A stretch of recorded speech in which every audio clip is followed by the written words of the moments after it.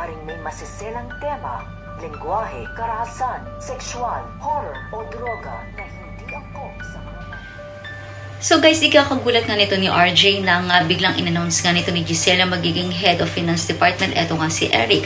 At nagulat talaga siya dahil wala talaga siyang tiwala dito at pakiramdam niya may something na gagawin itong si Eric. So balit sinabi nga nito ni Gisela hindi niya ito ginawa para kay Eric kundi para sa kanyang anak sapagkat ito lamang ang tanging hiling ni Justin para mapapayag ito na magtrabaho at magstay dito nga sa Apex.